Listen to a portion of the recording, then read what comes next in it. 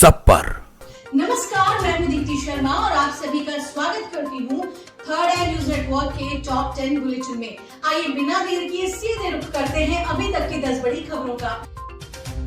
विपक्षी गठबंधन इंडिया बचेगा या टूटेगा, दिल्ली बिल पर दिखा ट्रेलर, अब अविश्वास प्रस्ताव की बारी। चीन पर प्रकृति की दोहरी मार, पहले बाढ़ से तबाही, अब गहराया खाने का संकट। बाढ़ से शहर के शहर पानी में डूब गए।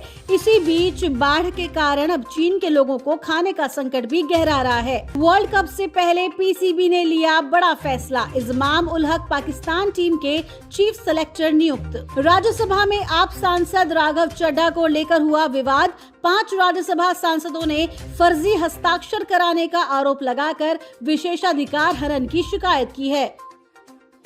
राज्यसभा में रंजन गोगोई के भाषण के दौरान जया बच्चन और प्रियंका चतुर्वेदी समेत 4 महिला सांसदों ने किया वॉकआउट। राज्यसभा में उनका ये पहला भाषण था। ये भारत के प्रधान न्यायाधीश रह चुके हैं। सीजेआई रहने के दौरान रंजन गोगोई ने यौन दुर्व्यवहार के आरोपों का सामना किया था। इसी वजह से 4 महिला सांसद गोगोई के भाषण का विरोध करते हुए राज्यसभा से बाहर चली गयी। दिल्ली सेवा बिल राज्यसभा से भी पास होने पर बोले सीएम केजरीवाल, मैं जो कुछ भी करता हूं उसका दिल्ली की जनता उसमें मेरा समर्थन करती है और उन्होंने मुझे चुनाव में जीत दिलाकर अपना समर्थन दिखाया है। बीजेपी सिर्फ हमारे अच्छे काम को रोकने की कोशिश कर रही है।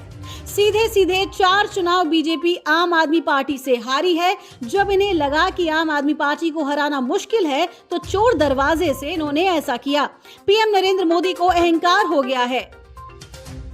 भारत का तीसरा सबसे तेजी से विकास करने वाला राज्य बना बिहार। 2 लाख नई नौकरियों के साथ लगभग 74,000 करोड़ रुपए का निवेश आकर्षित। COII द्वारा हाल ही में संपन्न अध्ययन के अनुसार बिहार की अर्थव्यवस्था ने मजबूत वृद्धि दर्ज की है और आंध्र प्रदेश और राजस्थान के बाद देश के शीर्ष 5 सबसे तेजी से बढ़ते राज्यों में तीसरे स्थान पर पहुंच गई है।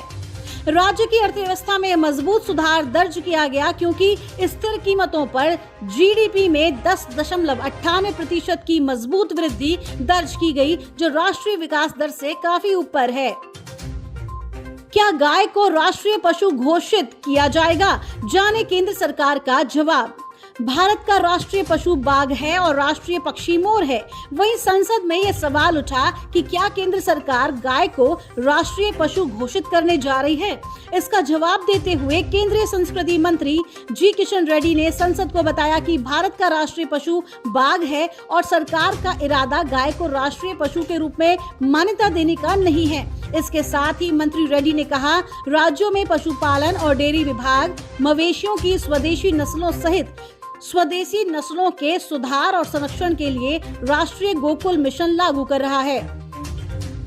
आरएलडी ने सपा के सामने रखी 10 लोकसभा सीटों की मांग।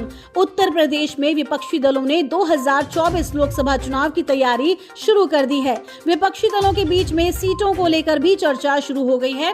राष्ट्रीय लोकदल ने समाजवादी पार्टी के सामने 10 लोकसभा सीटों की मांग रखी है, जिसमें मथुरा, हाथरस, मुजफ्फरनगर, बागपत जैसी सीटें शामिल हैं। आरएलडी नेतृत्व का मानना है कि पश्चिम उत्तर प्रदेश में आरएलडी जितनी ज्यादा सीटों पर चुनाव लड़ेगी, विपक्षी गठबंधन को उतना ही फायदा होगा। नवंबर तक सीट शेयरिंग को लेकर फॉर्मूला तय हो जाएगा।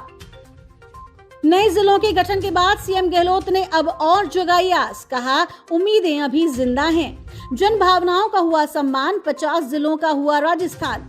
नए जिलों की घोषणा के बाद गहलोत सरकार का यह स्लोगन कई दिनों से चर्चा में है। नए जिलों के गठन को लेकर प्रदेश के नवगठित जिला मुख्यालयों पर धूमधाम से कार्यक्रम हुए। जयपुर से सीएम अशोक गहलोत ने मंत्रिमंडल के सहयोगियों के साथ वर्चुअली इन जिलों के स्थापना दिवस समारोह को संबोधित किया। गहलोत बोले, राजस्थान ने आज नया इतिहास बनाया है। आजादी के वक्त 22 रजवाड़े थे, बाद में 26 जिले बने। उस वक्त प्रदेश की आबादी सिर्फ 1 करोड़ 75 लाख ही थी। अब जनसंख्या 7 करोड़ के पार हो गई है। दिल्ली में केजरीवाल कैबिनेट में फेरबदल, आप सरकार ने बढ़ाया मंत्री आतिशी का कद। केजरीवाल की सरकार ने अपनी मंत्री आतिशी को अब विजिलेंस और सर्विसेज विभाग की भी जिम्मेदारी सौंप दी है। अब ये दोनों विभाग मंत्री सौरभ भारद्वाज के पास थे। दिल्ली के मुख्यमंत्री अरविंद केजरीवाल ने कैबिनेट में फेरबदल की फाइल मंजूरी के लिए उपराज्यपाल को भेज दी है। ये कदम दिल्ली सेवा बिल को राज्यसभा के पास होने और संसदीय मंजूरी मिलने के एक दिन बाद आया है, जो केंद्र को राष्ट्रीय राजधानी में नौकरशाही पर नियंत्रण देगा। कनाडा ने दिया भारतीय छात्रों को फिर झटका। सितंबर सत्र के लिए 3000 स्टूडेंट्स का एडमिशन कैंसिल। अगस्त सितंबर के शैक्षणिक सत्र की बजाय भारतीय स्टूडेंट्स को जनवरी में बुलाया जाएगा, यानी कि सितंबर सत्र के लिए इन स्टूडेंट्स का एडमिशन कैंसिल कर दिया गया है। ऐसे में 3000 भारतीय छात्र जो अगस्त में कनाडा जाने की तैयारी कर चुके थे, उनकी चिंता बढ़ गई है। इनमें से अधिकांश छात्र पंजाब के हैं। इन छात्रों ने कनाडा में किराए पर घर भी ले लिया और जाने की टिकट भी करा रखी थी। World Sikh organisation of Canada ने इस संबंध में कॉलेज को पत्र लिखकर कहा कि ऐसे अचानक से एडमिशन कैंसिल करना सही नहीं है। वहीं इस छात्रों के अभिभावक भी कॉलेज को पत्र लिखकर सितंबर से ही पढ़ाई शुरू कराने का अनुरोध किया है। सिमरिया में धीरेन्द्र शास्त्री की कथा का समापन। कमलनाथ बोले, ये मत सोचिएगा आपने छुटकारा पा लिया, क्योंकि मेरे और आपके संबंध हनुमान जी के संबंध हैं। आभार मानते हुए अनूठे अंदाज में दोबारा छिंदवाड़ा आने के लिए आग्रह भी किया। कांग्रेस नेता कमलनाथ ने भरे मंच से खुद को हिंदू बताते हुए कहा कि मैं हिंदू हूं और मैं बड़े गर्व से कहता हूं कि मैं हिंदू हूं। हम सभी धर्मों का सम्मान करते हैं, यहाँ सभी धर्म के लोग मौजूद हैं। शरद पवार गुट ने चौंकाया। चुनाव आयोग को लिखी चिट्ठी, एनसीपी में नहीं हुआ कोई विभाजन।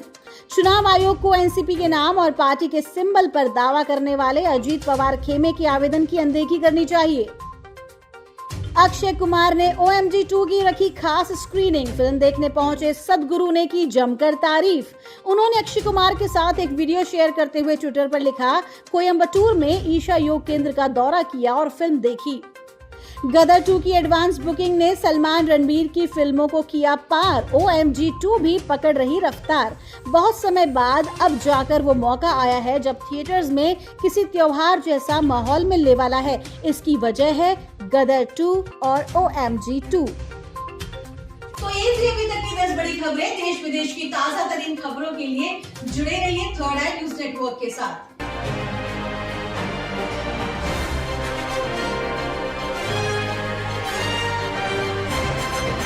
नजर सब पर।